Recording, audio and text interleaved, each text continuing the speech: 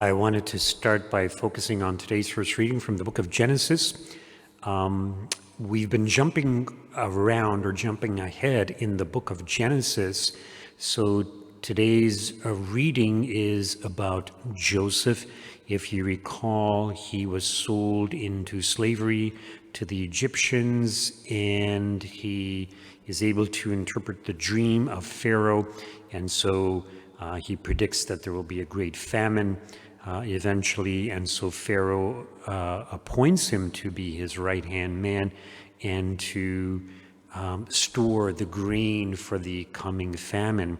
And he's very successful at doing this. Now notice at the very beginning of today's first reading that the Egyptians cried to Pharaoh for bread, and Pharaoh said to all the Egyptians, "Go to Joseph." And why is it that Joseph was sold into slavery by his brothers? So if you recall, we had the readings regarding Jacob, and he received God's blessings. He struggled with the angel. His name is changed to Israel. He becomes the father of the 12 sons, which become the 12 tribes of Israel. And Jacob had to struggle. He had to struggle with Laban, his uncle, and he wanted to marry Rachel. And Laban said he had to work for 7 years. After that, he can marry her. But Rachel was the younger of the two daughters of Laban. And so Laban played a trick on him. So at the wedding party, he gets drunk, and it's completely dark. And instead of Rachel, Laban sends his eldest daughter, Leah, into Jacob, and so he has relations with her. And of course he finds out, and he's very upset, and Laban says, well, it's wrong for me to give my younger daughter away before the elder one.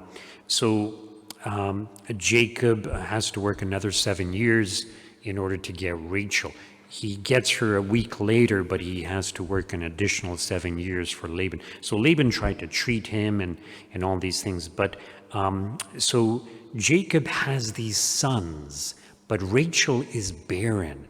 So most of his children are through Leah. And so when Jacob has Joseph, it's through Rachel. So Joseph is the first son of Rachel.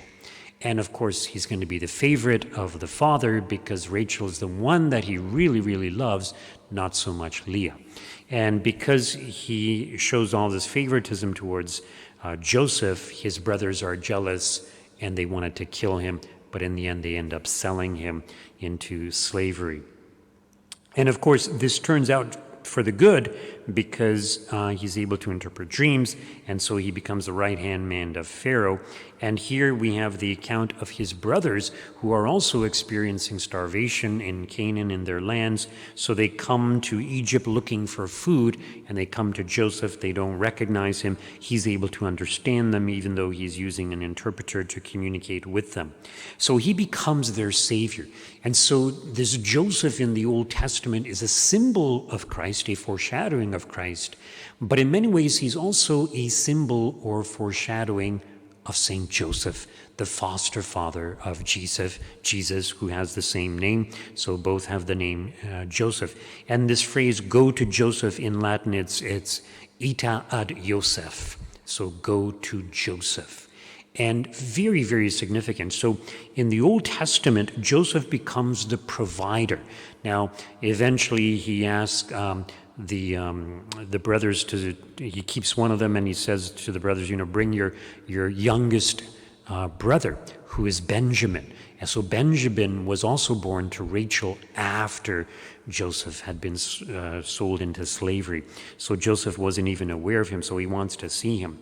But anyways, so Joseph here becomes the provider for all the Egyptians, but also for all the Jewish people, the 12 tribes of Israel, because he's able to provide them with bread. And St. Joseph, the foster father of Jesus, one of the roles of a father is to be the provider for the family. So we become brothers and sisters of Christ, which means St. Joseph also has the responsibility of providing for us. And Holy Mother Church has declared St. Joseph to be the patron saint of the entire church. And not only that, St. Joseph is the patron saint of Canada. So we have an especially great devotion to St. Joseph, and especially here in Canada, we have the largest shrine to St. Joseph in Montreal, St. Joseph's Oratory.